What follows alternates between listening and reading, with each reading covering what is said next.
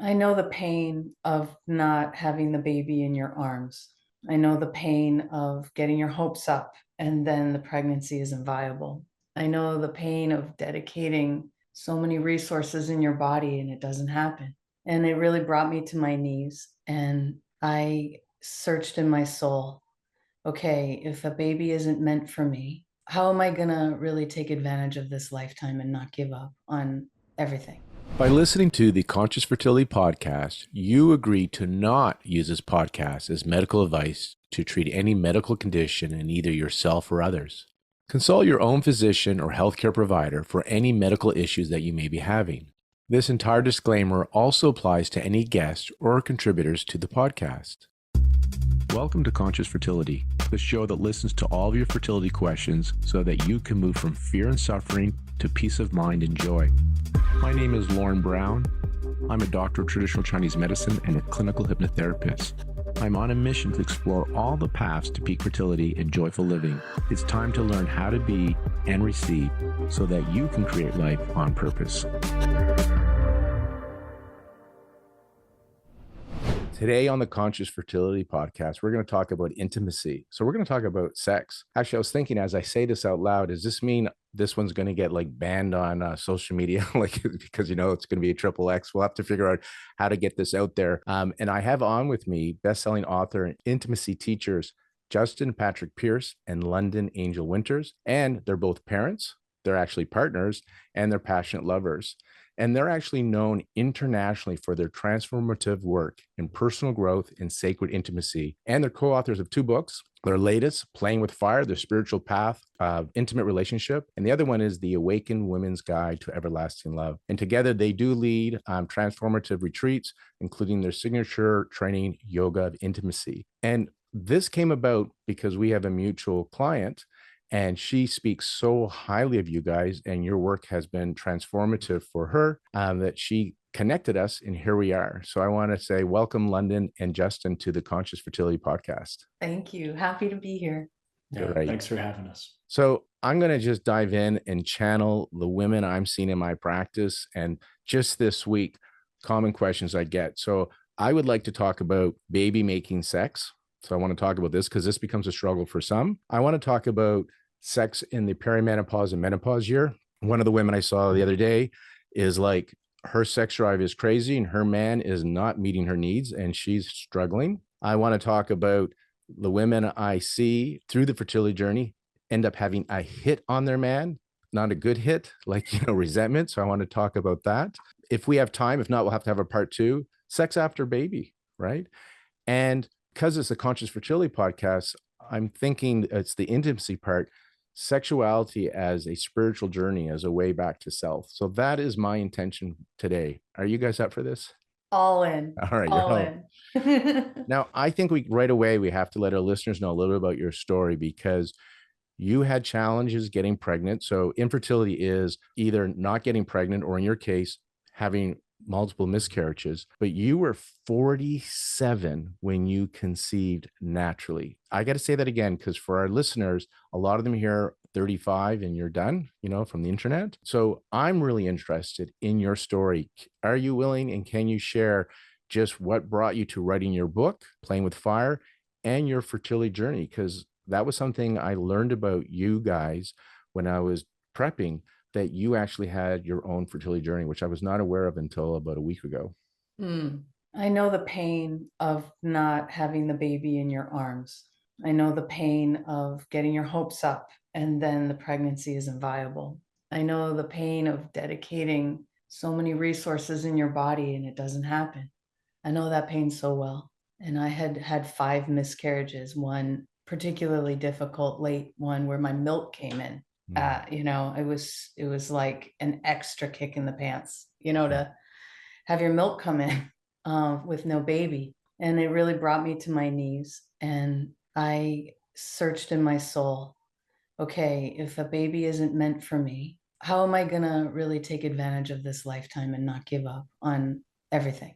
And I thought, well, the upside of not having a baby is endless amounts of free time. And so what could I do to really love that free time? I could write a book with Justin. And so we set out to write our first book, The Awakened Woman's Guide. It took us a year of intensive work. We really poured ourselves into that being more than just like an ebook, that being an actual transmission.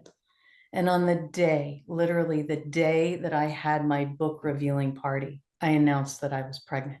And that was our daughter, Ava, who ended up being a perfect pregnancy.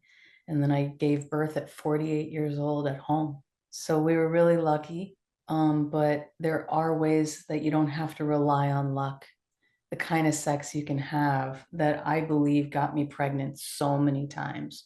And so I'm happy to talk about that kind of sex because I never really had a problem getting pregnant.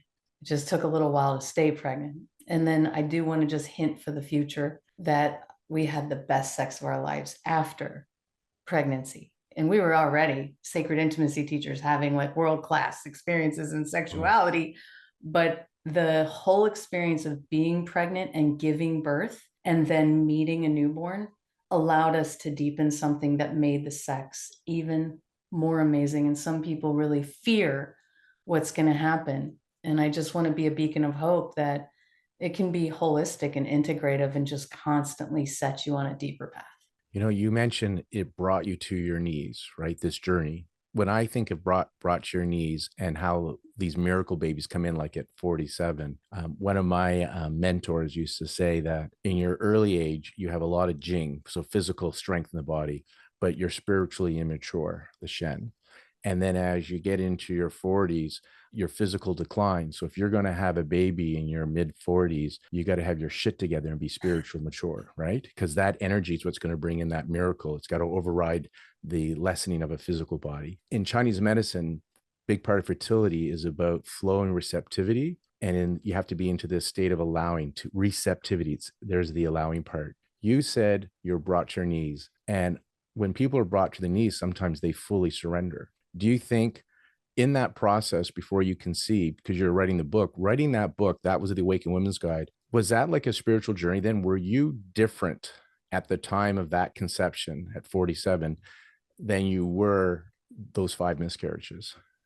Did you have a shift? I did. I had an unacknowledged ambivalence about having a baby because there's a lot of sacrifice that I think you're yearning to have a baby doesn't acknowledge the other part of you that knows you're going to lay down your life for this experience. And that unacknowledged ambivalence really contributed to me not being a full body yes. And by the time Ava came, I had the paradox of complete surrender, like totally fine if I didn't have a baby, but also I had gotten to a point where each one of those miscarriages were like 5 babies for me because each baby taught me something on its way out. I mean, truly, I could write a book about each one of those 5 and how each one of those was like a consciousness that came to me, taught me something, and then left. And by the time Ava came, I was so keen to the idea that a pregnancy, for however long it is a visitation. And that I started just saying yes and then saying yes and like meeting her every single day. And I didn't meet her from like, I'm going to make this last. Like I had this playlist I would play and I would go walk on the beach every day of that pregnancy because everyone was telling me this would never work. You know, you're way too old. It's going to be a disaster. And I would walk on the beach and I would meet her and we would talk and we would connect. And I would look at what I needed to do to step into motherhood. Simple stuff like instead of mourning the fact that I couldn't eat sushi, I'd be like, I'm ready to not eat sushi. You know, mourning the fact I was supposed to walk all these miles a day. I'm ready to do this. I'm ready for you. And I can't tell you how many times dolphin would come in the water, you know, and it just became very much a journey of her and me together. And then the birth was the same. And then to lay eyes on this person that you've been meeting all this time was crazy. One of the things you said there, I mean, you said a lot there, and just the sharing of how you had that connection to each of those babies. And then you came to this place where you're okay whether you have baby or not. So fully not attached to form and outcome. And I interpret that as no resistance. There's that flow and receptivity. And when there's resistance, you block the flow and energy, which my mentor has shared about. You need this flow and receptivity, right? And then here you are. How old is she now at the time of recording? 6.5. 6.5. So I want to learn more about this journey then in writing the book. Let's talk about, again, channeling my audience, thinking what they want to hear. I have what I want to hear too, but I'm going to make sure I make it about them first. The baby making sex. So in my practice, people are trying a lot, like they're having regular intercourse. The intention behind it's change. Some guys will have performance anxiety. The sex becomes not so much fun. The guys get to see what it's like to be on the receiving end, to be treated like a piece of meat, I guess, as some expressed it to me, right? I'm curious what it was like for you guys. More importantly, I'm looking for coaching towards how people right now are like, yeah, we're trying to have a baby and we're going to be having sex, but it's not enjoyable anymore. And I'm very curious about how this is a spirit can be a spiritual process, because I'm imagining that surrender, what brought you to the knees because of struggle. I'm imagining good sex is a form of surrender as well. So I'm curious to hear. I'll start, and then I would love for Justin, because we coach couples in this, and Justin has a lot to offer here, about how to invite your man into that moment. That's so important, because sometimes women forget to invite their man into. It's more just like, hey, we got the red light from the app, or the green light from the app. So get it up and get it Yeah. in. You know what I mean? Right. But Yeah. that's not going to work. So I want to let Justin talk about that, because he's got a lot of beautiful wisdom there. But I do want to speak to the actual sex act. One of the things that I can't recommend enough, and it speaks exactly to what you've already said of flow and receptivity. There's a practice in sacred sexuality of being a complete and total full body yes to your man. And the practice is oriented towards women learning how to have full body orgasms, where your whole body looks like a billowing sheet. I mean, something takes over and pleasure's running from through every single square inch of your body. So the way women learn how to have this kind of orgasm and have it last for minutes and minutes and minutes is through 100% full body yes to him. Now, if you have resentments against him, that's going to be in your tissues. You're going to be bracing yourself while at the same time you are wanting the sex, you're pushing him out. Maybe you have your own trauma locked in your cervix. And so there's that element of, an acidic kind of tension based receptivity. If a woman can meet that moment and truly let down all of those guards to the point where her body is a jellyfish and she doesn't squeeze a single muscle through one step of the process, not only can the sex become incredibly delicious and orgasmic, but she feels herself as a yes to him. And I think the thing that goes unacknowledged in sexuality is that his sperm is him. And if you have like a beef against him, however unacknowledged, you have a maybe no to his sperm. And you don't even, it's like you want the sex so much, but you're kind of like guarding yourself against him while you get it. If you can let that go and work out those resentments, work out those blocks, such that when you look at him, you say, yes, I want you. And I want you all the way in me. And we'll move so slow, like this is on him. We'll move so slow that you're entering me so slowly that all of my petals open with every square inch. You will have a woman that is literally sucking you in. And that's the best chance for that sperm to meet the egg. It So also leads to a lot of wetness, a lot of pH. I don't want to get medical because I don't know the medical, but I could just feel that my pH was a yes. My wetness was a yes. My cervix was soft. I could just feel, and every time I got pregnant, I had one of those moments where I just wanted Justin to penetrate all the way into my heart. when you talk about, being that receptive and, it sounds like rather than a very sexual orgasm, a body orgasm, the way you describe it, and you're like I think you described jellyfish.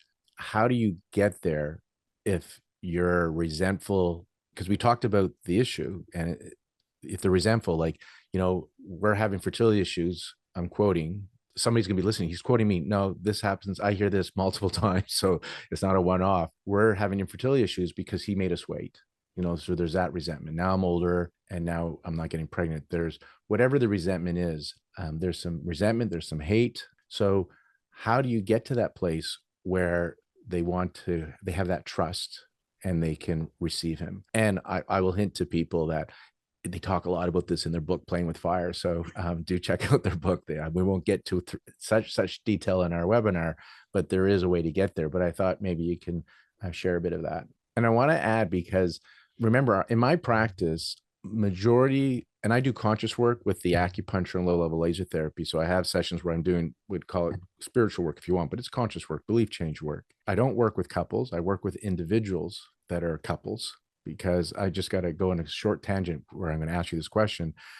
Everybody is a mirror in that sense, right? So when you heal, you don't need your partner to change. When you change, you're going to see them differently, and your Wi-Fi changes, and often they start to behave differently, but you don't need them to anymore because you've shifted inside. So when men come to my practice, they usually come months later, because I always tell them, they go, I'm going to tell my husband to come. And I know why they're saying this. I want you to fix my husband. I need my husband to see you. And I go, don't tell him about this. And they're like, why wouldn't I? And I go, model it. He will one day, it may take 3 months, it may take a year. One day he's going to say, why are you this way? What's happened? And then you can tell him what you've done. And then he'll say, I want that. And that's how they end up coming into my practice. And I ask them, do you know what I do? And they go, I have no clue what you do, but it seemed to have worked for my partner. So what do you do? Right. So now here's the tangent part, because the biggest question is, they're wanting this healthy relationship, but they're the ones showing up doing the work. Hint, for my work, only one person needs to be conscious to have a holy relationship. That's the great news. But you're deferring to Justin, but you seem to have a very open, healthy man in your life. But some of them don't think they have that. So I just wanted you, as you answer this, remembering they don't all have Justin, or they don't think they have a Justin. Maybe they do, they're just not aware of it. So I just wanted you to have that in the mind, because right now the women are like, I want this. My guy's not available. He's not interested in doing Lawrence conscious work. He's not going to go to your retreat as of now. So how am I going to get this? Because I want it. Just so you know, how I attracted Justin was exactly what you said, because I was a deep practitioner. I didn't tell him about the work. I lived the work. And at one point he was like, why are you so different? And I said, well, let me introduce you to sacred sexuality. So FYI, that's also how you get the guy. Great. Why don't you tell them a little, because what was Justin like before you guys became a couple? Because you had known each other, maybe dated, then you weren't, and now you're married, right? You're together, you have a child together. I think it's fair to just let them know so they can relate to you what your relationship was like and where it is now.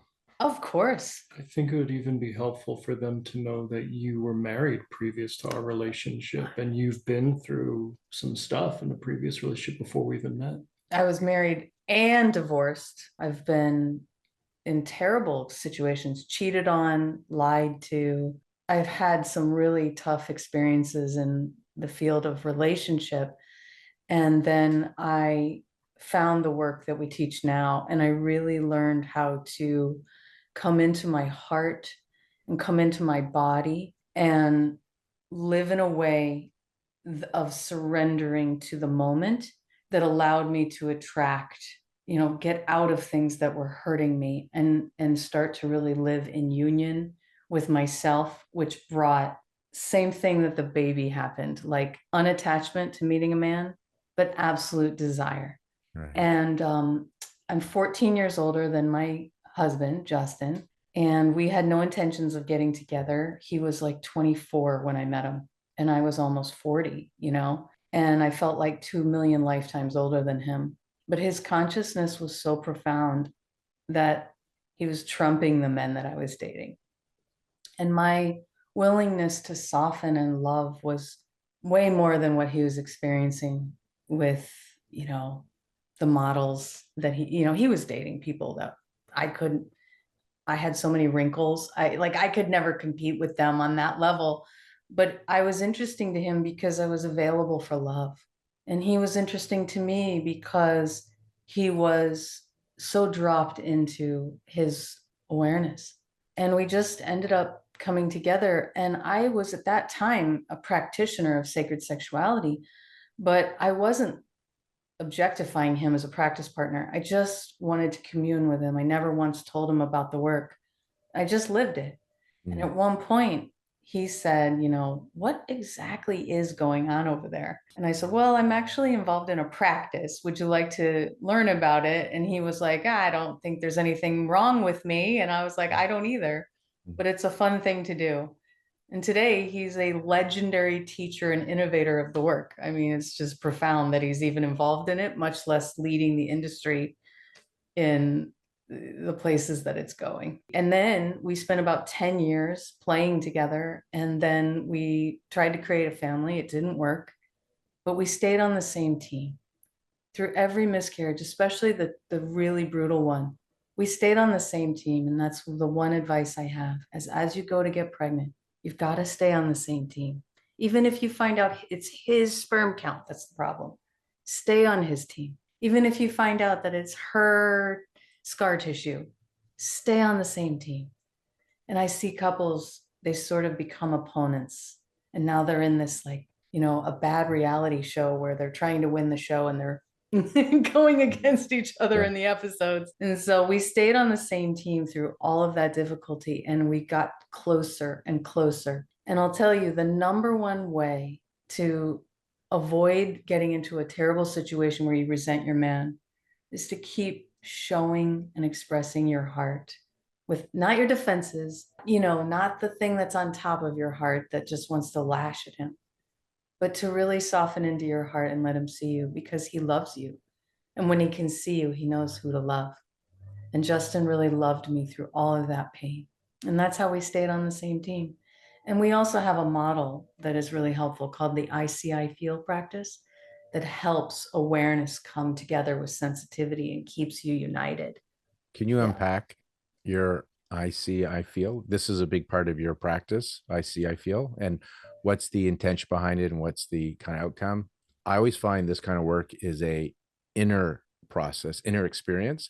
So sometimes it's not so wow watching it as it is experiencing it. Is that going to be like what we're going to talk about now? Like, it's nice to know the concept, but it's one of those things, like you could read about chocolate ice cream all you want, but you got to taste it to know what chocolate ice cream is, right? If you've never had it before. Well, we demonstrate these techniques a lot in front of audiences, and they're able to taste it or experience it or Good. sense it, because it's not merely an internal one-bodied practice.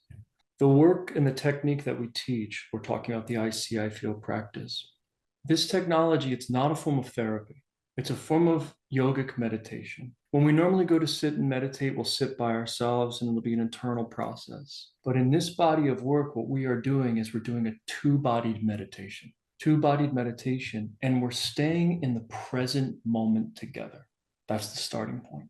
We could even demonstrate this for a moment if that'd be useful. Other people watching. I want you to. I'm already excited because you said present moment, because to me that's a key there. Present moment, surrender, resistance. These are all key things that I have found with all the people I interview. If there's a component of that, you're going to have some really nice healing. Now, this is the part of the practice that can feel really strange to people because they've never actually done this with a human being before. So it could bring up a lot of vulnerabilities. People think it's weird. People think it's silly. But once you get a human being to actually sit down and experience this, your life can change very quickly to find out that level of human connection is actually possible. Because generally the closest we get to this is maybe we'll go to a therapy session or sit down and have an open-hearted conversation. But this is a very different experience, because we're actually merging our two bodies together without touching. And so the way that we start this is we point to our own left eye and we look into the partner's left eye. And once we're looking in the eye, we lower our hands down. So we're connected eye to eye. And basically through this eye contact, what we're saying silently to ourselves and our partner is, I see you. I'm willing to see you in this moment just as you are. The The second thing that we bring is a deep, full feeling breath. Because you'll notice if you just look at someone in the eye without breathing, it can feel very cold and sterile, like you're judging someone or like we're looking into a petri dish. And that's not what we want for intimacy. So as we keep eye contact, the next thing we do is we begin to deepen our own breath, because breath brings feeling. I just want to say, if I can't breathe with him, I can't receive him in lovemaking, right? Just learning how to breathe with him, I'm learning how to unguard with him. And by unguarding with him, I'm inviting his sperm to meet my egg. It's microcosm, macrocosm. And so you can practice that moment here. And so as we're breathing, we're not just breathing heavy into our chest. As we inhale, we're bringing the breath down into the body, and you can feel your lower belly expand, the perineum at the base of the body, the genitals, the thighs are actually expanding. The soft tissues expand as we imagine drawing the breath into the lower body. And then as we exhale, the exhale just softly rises like mist off a waterfall up through the heart, the throat, the head. And when I say the breath is moving or rising, all you're doing is you're just moving your feeling attention through the body. So it's not like breath is actually going to the genitals, but it's your attention that actually moves down. So with each breath, I inhale and I'm actually scanning my body and feeling sensation. And then as I exhale, feeling sensation inside the body and up. Now you'll notice Londin and I are already synchronized in our breath, and that's what we want to do. So what you want to do with your partner is, as your partner inhales, you inhale. As your partner exhales, you exhale. And now we're starting to get our bodies into entrainment.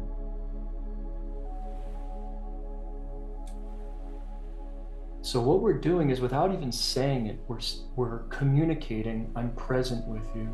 I'm here with you. You know I'm present with you. I'm aware and sensitive because I'm able to track your breath and stay with you. It's so much more powerful than saying I'm present, because you're demonstrating you're present. So from here, connected eye to eye, breath to breath, the last piece is to make sure that your body is open and unguarded. So we're not doing this with our arms crossed like this. We have to make sure that the front surface of the body is open and available. And what this does is now it's connecting and flowing the energy from the genitals through the heart to the head, back down through the heart and genitals. So now you have this energetic flow that's not only happening in your body, but also in your partner's, and you're doing that together. So before we show you the practice, because this is just the starting point of our practice, this is just where it begins, let's demonstrate the opposite. We all know that when we're in a bad mood, we don't look in the eyes, we close and guard our body, and we certainly don't breathe deeply. This is the embodiment of a bad mood and resentment. And so long as that ego is in the way, and one or both of you are just going to be like, well, until you this is all you get, well, the practice hasn't begun. The real healing hasn't begun yet. And so in our spiritual maturity, even if we are hurting, even if there's resentments or losses of trust, even if I'm sad, I'm at least going to give you eye contact, an open, unguarded body, and a full feeling breath. Because if I'm not willing to do that, why am I in relationship with you? If I can't at least give that, what are we doing, right? So this is when we come out of our childishness and say, hey, maybe that you're hurting, maybe I'm hurting, but I love you. And you know I love you because I'm at least willing to look into your eyes, breathe with you, and show up with my defenses down. Now, a lot of people think to do this, you're supposed to be happy, horny, and grateful. The magic of this is I might be here with my hurt, just showing him I'm hurting from earlier. And that's what makes it where you're not a bypass or like trying to pretend to be open, but you're actually just being with what's here together. And I love that because I don't have to turn myself into a faker to unguard my body with him.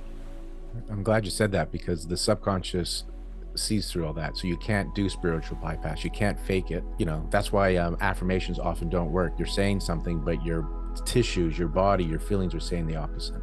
Precisely. And here we're just meeting that moment with courage. So then, as we move into the I see, I feel practice, one of us becomes the seer and the other becomes the feeler. As the seer, I'm seeing into my partner's experience without my own stuff, fogging up the filter. I'm trying to see my partner with all of my attention over there without my ego in the way. I'm just gonna see her. So my act of seeing her, and I'll show you how to do that in a moment, is going to be matched by her act of feeling. So her attention is on her heart and her body, and she gives herself permission to feel whatever the experience is. So let's say we were in one of those situations where I made her wait because I wasn't ready for a child, and she's older now, and she's in fear around that situation. And if I were to meet her in the present moment, not arguing why I did that or it was the right choice to make, I'm not in it. I'm in the present moment here right now. How could I use my seeing to love her such that she would feel seen in her experience, not judged? So it would sound something like this.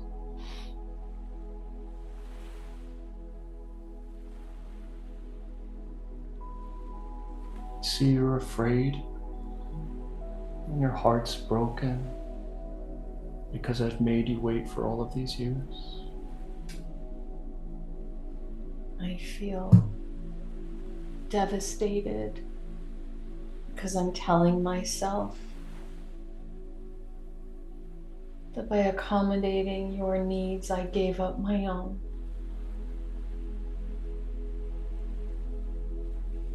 I see how deeply you love and how much you want to have a child and life to come through your body and fill your life in a home.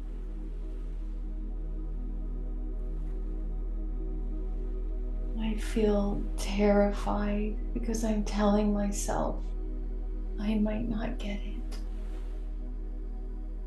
And I feel hopelessly dependent because I need you to make it happen. I can't do it by myself. See, this is such a scary moment for you because there's so much uncertainty. And I see that I'm here with you now in this moment, and I'm here to meet this moment with you. I feel the tension of all the ways I'm trying to control to get what I want beginning to melt because I can feel you're with me. See the woman I want to be with, no matter what. And I feel reassured because I love you. So this is a very real moment. In fact, there was probably a time in our relationship that sounded a little like this. Now, what's happening in real time without us referencing the past or arguing about who's right or wrong or referencing story? We're just seeing what's true in this present moment. I'm seeing her, she's expressing what she feels. What that does is it starts to create a sense of a shared reality, where this sense of difference starts to melt away. And the moment we get to an experience of a shared reality where we're seeing and feeling is matching the other person, in that moment, trust starts to blossom. The experience of love starts to come back online. And so it's this foundational practice of I see, I feel, that when there's resentments or losses of trust, this is the practice we come to. And like, for example, why not do this practice before you make love to make a baby? Yes. Right?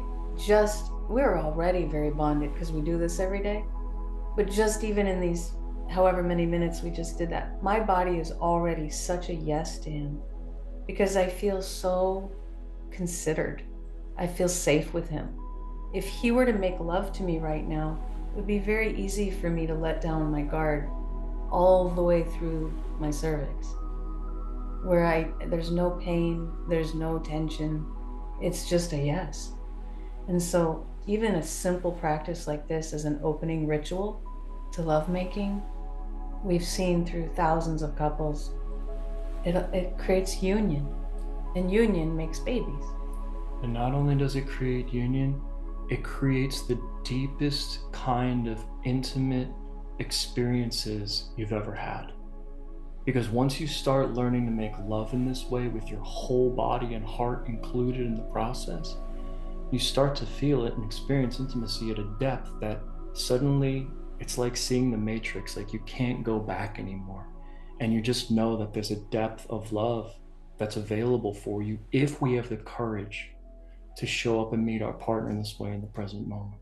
I want to unpack this and I have follow-up questions. So thanks for that demo. And we do this on YouTube. So for those that are listening through the podcast, check out the YouTube Conscious Fertility Podcast for this episode if you want to have a visual of what they were doing there. I always I have this model of notice, accept, choose again that I realize so many people that have these really awesome practices are doing.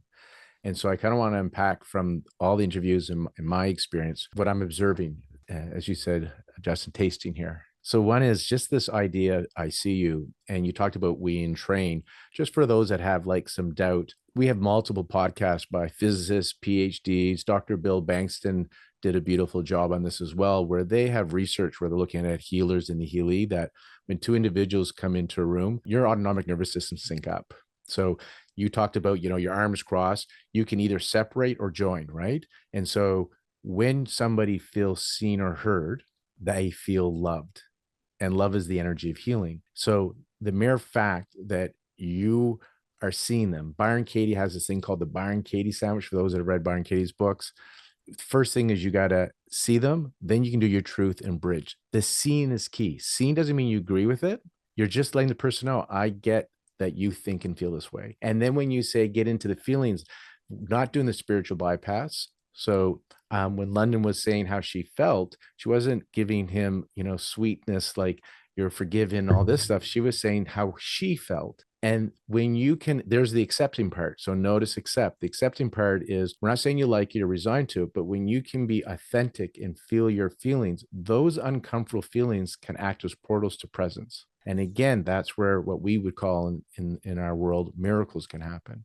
So that's what I witnessed when you guys were sharing that is, of course, if you make eye contact and you start to breathe, that is all, you're like Wi-Fi. So a part of you that you're not, unless you're awake and conscious, but most people aren't conscious of, is connecting. And we have research on this from healer and healee that something happens, right? There's a sync up for this. What about the couple where the other is not open, willing, or ready, or they're not open, willing, ready to ask them?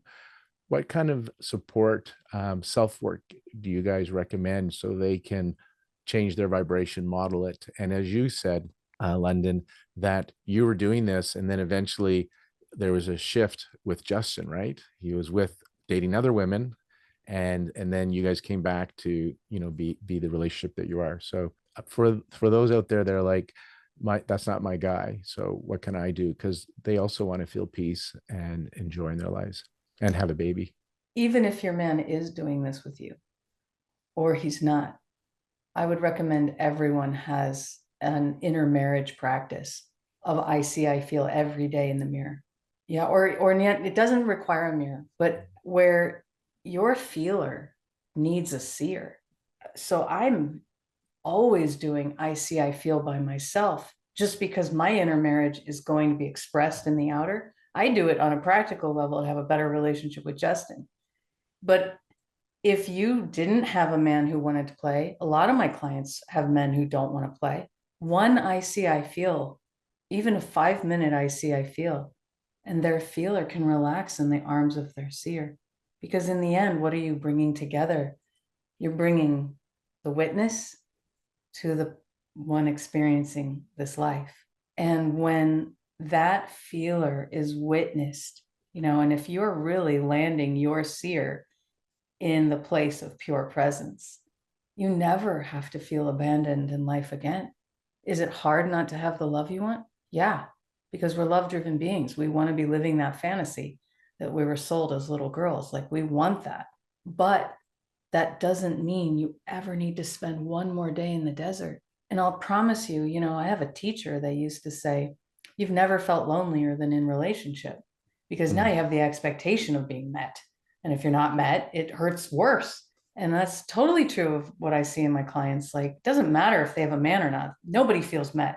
Yeah. But when you've got that I feel going on a daily basis, and you're literally immersing in sacred union, intermarriage between your alpha and your omega energies, you are so alive and so fully present in the moment, in the full spectrum of your being, that it gets much easier to interact with the other, whether it's the same sex, opposite sex, doesn't matter. Same sex relationship, opposite sex relationship, doesn't matter. It's so much easier to turn to the world and be available for love when you are rested in that union. Would you demonstrate for a few moments an internal I see, I feel practice so they could all get a sense of what that sounds or looks like? Would you like me to do that? That'd be great. Okay, so I'm going to demonstrate it. Sometimes it's hard to start in the mirror because it can bring a lot of projections. So I'll just show you an eyes closed one. I feel nervous because I'm being watched and I'm afraid of making a mistake.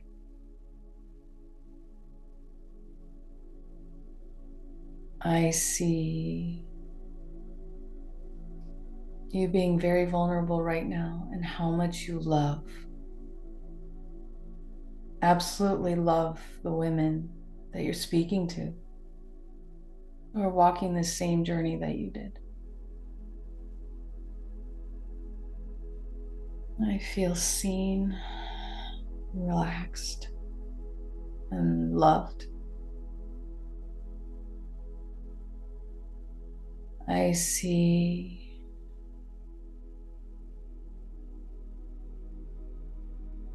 you dropping deeper into your body.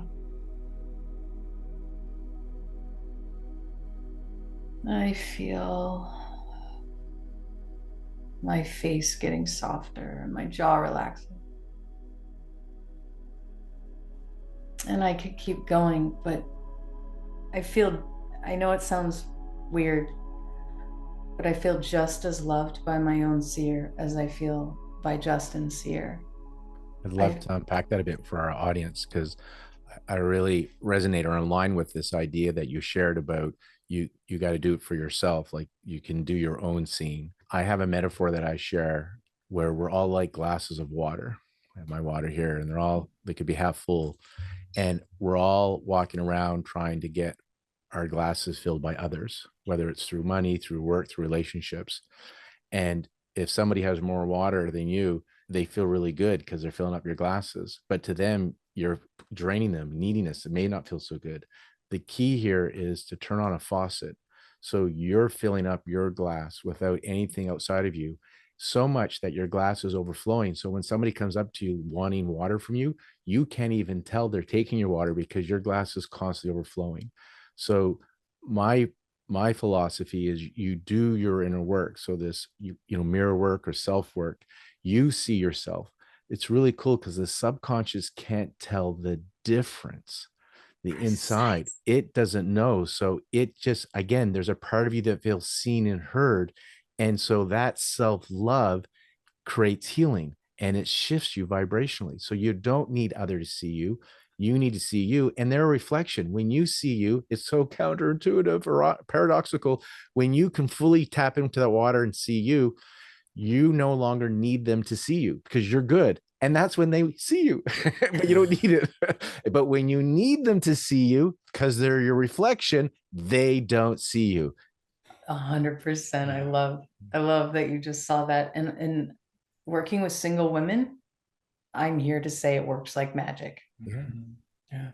And one thing that I want to add for everyone as well is if anyone starts practicing with the I see, I feel practice, and you notice your seer or your feeler are particularly unkind to each other, the practice will reveal that.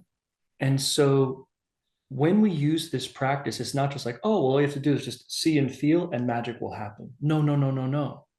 The moment you actually start doing I see, I feel, it will reveal to you what kind of relationship you have internally. And a lot of us who haven't actually investigated, once we start looking at how we really see ourselves, we can be very critical, very judgmental, very harsh on ourselves. And what's so important is as you do this practice is, let's say you have a seer who's quite unkind to you. And you say, I see a failure and I see someone who will never be enough.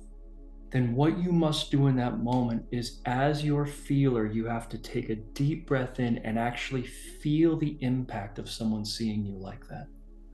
And so take that breath in and feel, what does it feel like for someone to see you like that? I feel crushed and heartbroken because of the way you speak so harshly about me and to me. I feel like I have no confidence in your presence.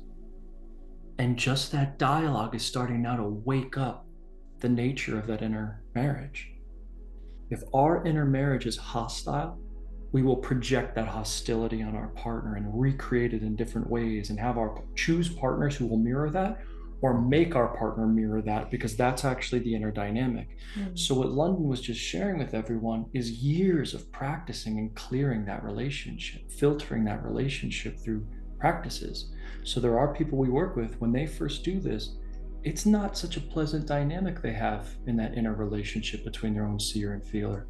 But the practice is to stay in that and to actually feel the hurt you're causing yourself. Like, feel the impact, and then begin to make that relationship one of love and trust. But even more than that, in this practice, they draw us into an experience of unconditional love. Yeah. Because suddenly, if you can feel exactly what you're feeling and have someone, a seer, see you there and meet you there, you don't have to be fixed. There's nothing here. You don't have to, you're not lesser than. You are loved as you are. And that radical coming into the moment as presence, and then is suddenly met with this experience of unconditional love. And that's really the heart and soul of this body of work, is to, how do I love another human being unconditionally? You can't take the fact away that he made you wait. Right. So it's only inside of unconditional love that couple could hope to have like divine union, lovemaking, right? Because we can't change the hurts. Yeah, well, you're living in the past. You're fighting with reality. Byron Katie says it well: when you fight with reality, you suffer. And in my process of notice, everything's neutral, and we give it meaning. Neutral. He asked you to wait. You waited. Neutral. Everything else is through the meaning, through the lens of your subconscious. So when you believe in the story, you make it real. Meaning, when you believe he made me wait, I'm not getting pregnant, and now I'm a failure. That is when you suffer. 100%. So let's talk a little bit about your books and books. If somebody was going to read the first book, what's the takeaway? Awaken Women's Guide to Everlasting Love. I'd love to hear a little bit about that. And then your latest book, Playing with Fire. Do you have the practices in there as well, kind of step by step? Yes. So Awaken Woman's Guide is written for women. And it's essentially the nature of sacred relationship. If you always wanted to be in one, it breaks down how you get there. And it really talks about this idea of practicing fear, beloved. Like, you don't wait for the man to live in sacred relationship. It's exactly what we've been talking about here. You get into sacred relationship and then you draw him. Now, that book is most widely read by women who are already in relationship and wondering how to take it from the doldrums, the gutter of neutrality, to something that is really yummy. And so it's literally like a step-by-step of how you bring this kind of presence into that kind of dynamic. That led to Playing with Fire. Yeah, Playing with Fire is a book that was written for singles and couples, men and women. And this book outlines the key principles and philosophies of our body of work in sacred intimacy. And there's a path that you follow each skill. You learn about the IC practice and the importance of awareness and how to cultivate it. You learn about the I feel practice, how to cultivate that skill. We learn about equanimity, which is a central teaching in our work. We teach that principle and how we combine our seeing and feeling to create equanimity. And from that place, how it creates love and trust. And then the book takes us into, okay, how do we spice things up? How do we play with fire? How do we play with desire?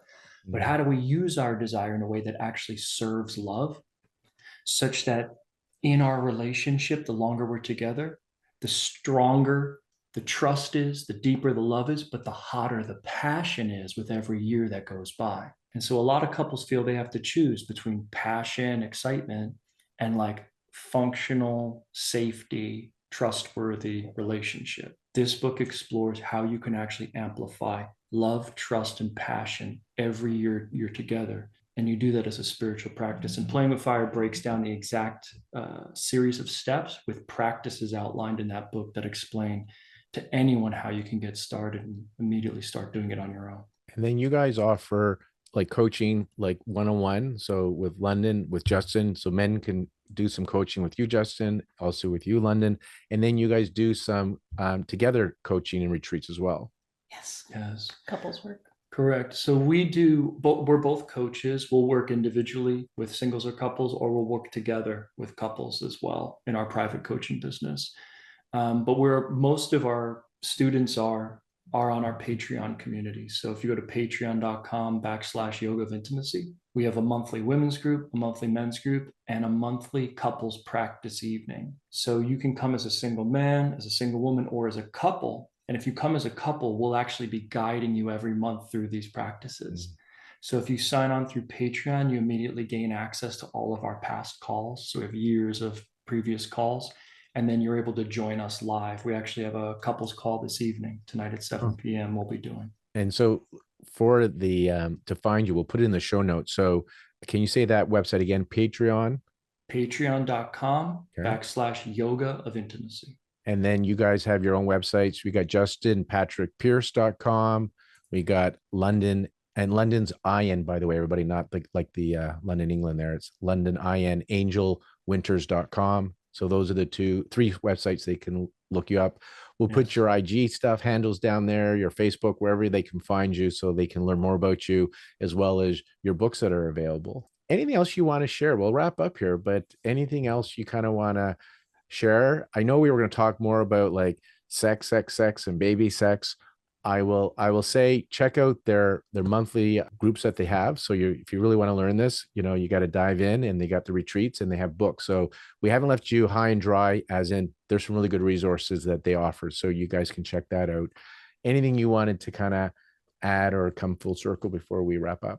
Well, the one thing we didn't get to is that the beautiful part about conceiving, this speaks so much to your mission, but the beautiful part about, for example, an I see, I feel by myself, leading to a better connection here, I see, I feel, leading to a union that creates a conception, leading to a pregnancy that I can now meet, I see, I feel with, that experience, all of that preparing you for being parents. Because the number one thing I think our model delivers that we've seen repeatedly is you can continue to stay in profound union, even with a newborn, even with a toddler, because once you actually achieve the kid, now you've got a whole new set of challenge.